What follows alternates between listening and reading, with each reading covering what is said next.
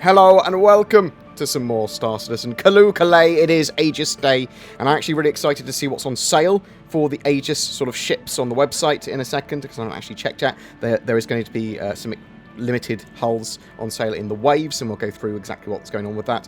But we are in the Expo Hall, and we're going to take a look at what is available to see from Aegis, and there's some cool stuff in the display hall with the Nautilus and the Redeemer as well, and I think people will be quite happy to know that the Redeemer is at least hasn't been entirely abandoned by CIG, and it has been brought up to they're going to be bringing it into line with Aegis now and what their design sort of metrics are now, so it's getting some love. But let's take a look around the Expo Hall.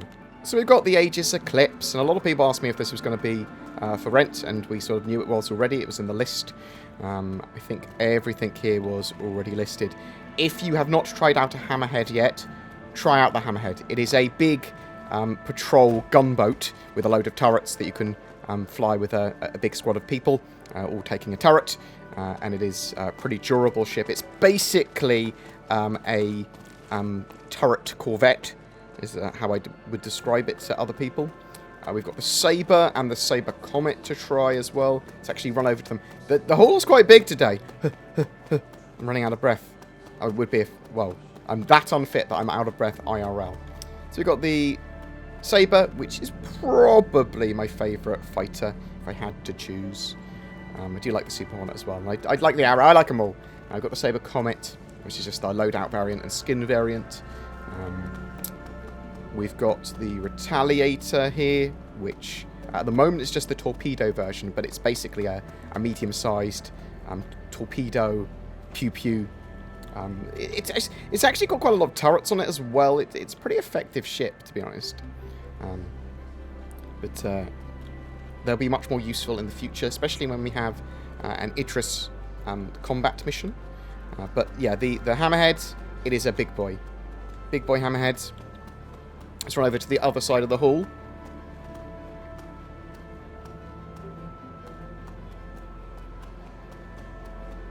So over here we've got all of the Vanguards available, of which there are, what, 4 now? So we've got the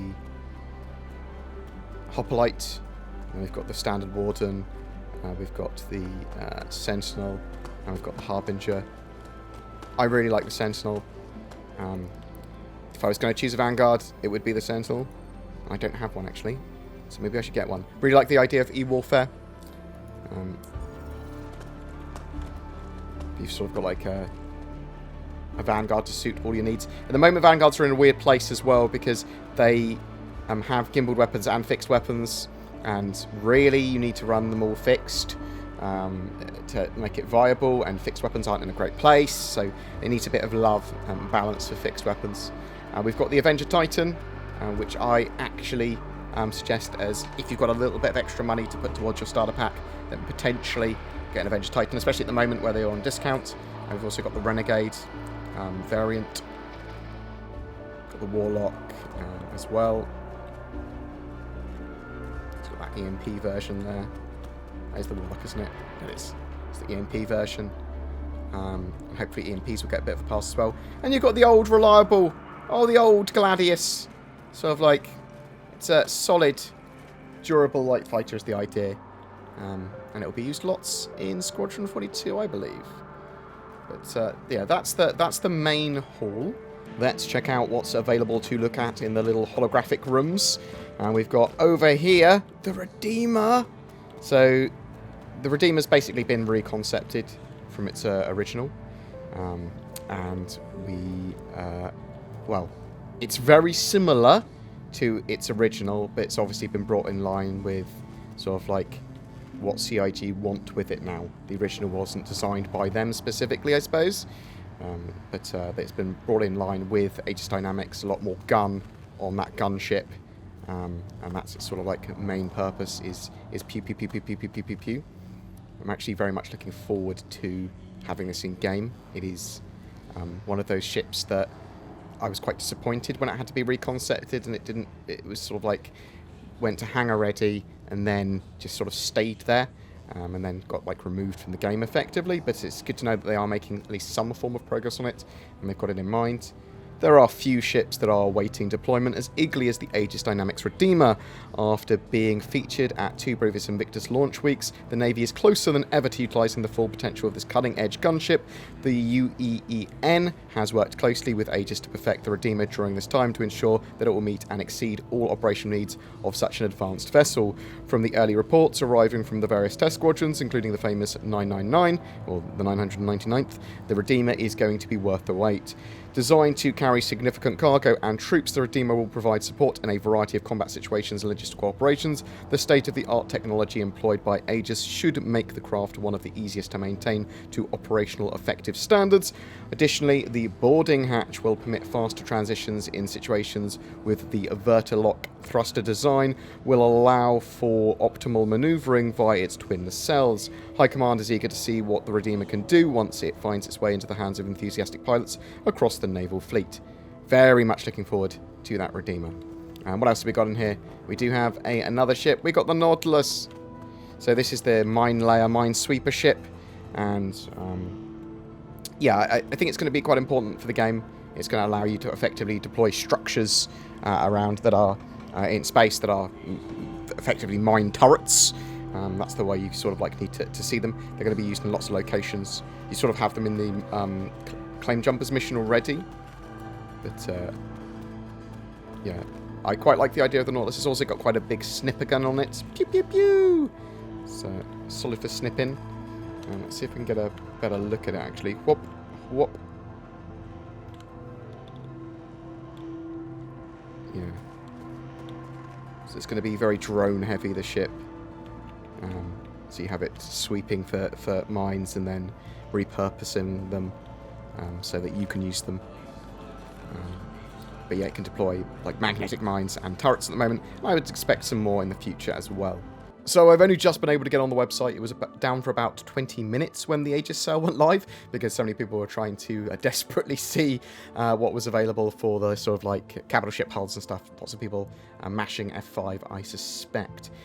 But we've got a Retaliator bomber upgrade, war bond upgrade thing that you can get basically a Retaliator bomber relatively cheap if you want to have one. I am not inclined to myself. There's the Avenger Stalker, the Avenger Titan, the Avenger Renegade, the Warlock, the Eclipse, the Gladius, all with 120 months insurance, all these ships. The Valiant for the Gladius, that sort of loadout change. We've got a Hammerhead. People will be very happy that the Hammerhead is just available for them to buy. Retaliator Bomber. We've also got the Sabre and the Sabre Comet. All of the Vanguards are on sale as well. But what of ships that are yet to be ready? We've got the Retaliator base. So that is the Retaliator without the two torpedo modules. And you will be able to fit it out with other modules in the future, which is available $150, which, I mean, I would say it's a bargain, but it's $150. We've got the Aegis Nautilus. So that's that Minesweeper. Actually, pretty happy to see that. We've got the Redeemer. Now, it's still got the old pictures of the Redeemer here, but it is at $250, which I think is the cheapest you're going to see the Redeemer, and it comes with 120 months insurance. It's possible in the future that it might be reconcepted with a lifetime insurance again, but might not. We've got the Vulcan as well, so we didn't see the Reclaimer, but we did see the Vulcan there. Paints and extras. We've got the Avenger skins here. We've got it in green. We've got it in the sort of like special gold and blue, the Fallout 76 colours. We've got the sort of like camouflage colours. I actually quite like the green here, oddly. Nothing like stupendously awesome though. We've got the Retaliators. I've got some skins as well. Some Twilight, the blue and gold one. Grey paint. But where are there no capital ships? Are there no capital ships today? So I had to log into my Chairman's Club, my concierge account, to be able to see that the Idris and the Javelin were on sale. And it's just the Idris P and Javelin. It's not the Idris M, it's not the Idris K. They are on sale for a lot of money. You can see here, they're with 20% VAT added because I'm in the UK and I have to pay VAT. But very expensive ships. What, 1,200 and 1,500 for a store credit. Idris P and $3,000 for a store credit to Javelin. That is some seriously expensive ships. But if you are after getting these in the other 2 waves that they're going to go on sale in, there's the second wave at 3 a.m. UTC, and then the third wave midday UTC on the 27th, so 12 p.m. UTC. And those are the other 2 times you'll be able to get them. They'll be on sale again in the future, for sure, and eventually you'll be able to get them in-game. So please bear that in mind. Don't break your F5 key trying to get one. The website was down for a little bit with people trying to get them, but I'm interested to know what you think. Are you desperately trying to get yourself an Idris or a Javelin or a capital ship, or are you sort of like more wanting to get them in game? Do you think it's mad, the prices that they go at, and that people will buy them almost immediately, or do you think it's just a cool thing that helps support development? Whatever your thoughts, I'd love to hear from you in the comments below.